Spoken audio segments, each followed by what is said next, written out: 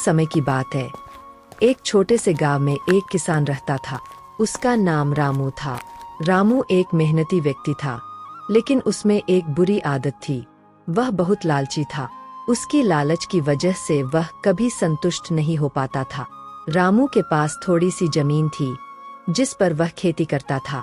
उसकी फसल ठीक ठाक होती थी, जिससे उसका गुजारा चलता था। लेकिन रामू हमेशा ज्यादा धन कमाने के सपने देखा करता था। वह सोचता था कि अगर उसके पास और अधिक जमीन होती तो वह बड़ा किसान बन सकता था और खूब धनवान हो जाता। एक दिन रामू के गांव में एक साधु आया। साधु बड़े चमत्कारी थे और गांव के लोगों की समस्याएं सुलझाने के लिए प्रसिद्ध थे। रामू ने सोचा, क्यों न साधु महाराज से मेरी समस्या का समाधान पूछा जाए। रामू साधु के पास गया और बोला, महाराज, मैं मेहनत तो बहुत करता हूँ, लेकिन मेरे पास धन नहीं है। कृपया मुझे ऐसा आशीर्वाद दे कि मैं अमीर बन जाऊं। साधु ने उसकी बात सुनी और मुस्कुराए। साधु ने कहा, मैं तुम्हारी मदद कर सकता हूँ, लेकिन तुम्हें मेरी एक शर्त माननी होगी। मैं तुम्हें एक मौका दूंगा, जिससे तुम जितनी जमीन चाहो हासिल कर सकते, पर ध्यान रखना, तुम्हें सूरज ढलने से पहले वापस लौटना होगा, वरना तुम्हें कुछ नहीं मिलेगा। रामू बहुत खुश हुआ। उसने तुरंत साधु की शर्त मान ली।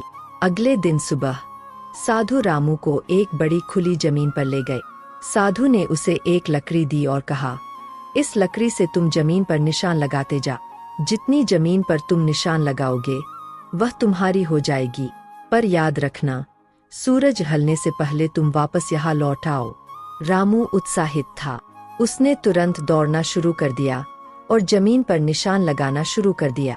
वह दौड़ते दौड़ते सोचता, थोड़ी और जमीन ले लेता हूँ। हर बार उसे लगता कि और जमीन लेने से वह और अमीर हो जाएगा। लालच का बढ़ता दायरा। रामू ने देखा कि दूर दूर तक खाली जमीन फैली हुई है। वह लालच में अंधा हो गया और सोचने लगा, अगर मैं इतनी सारी जमीन ले लूं, तो मैं गांव का सबसे अमीर किसान बन जाऊंगा। लोग मेरी प्रशंसा करेंगे।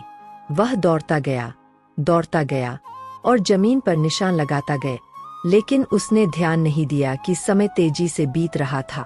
दोपहर का सूरज भी ढलने लगा। जब रामू को एहसास हुआ कि सूरज ढलने वाला है, तो उसने वापस लौटने का फैसला किया। लेकिन उसने इतनी दूरी तय कर ली थी कि वापस लौटना मुश्किल लगने लगा।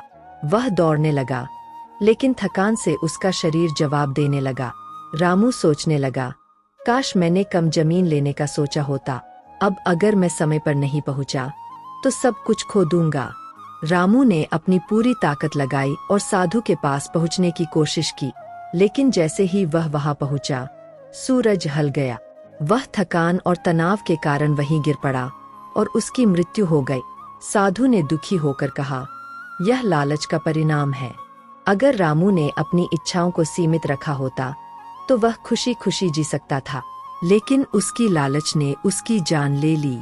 इस कहानी से हमें यह शिक्षा मिलती है कि लालच करना हमारे लिए हमेशा नुकसानदायक होता है। संतोष ही सबसे बड़ा धन है।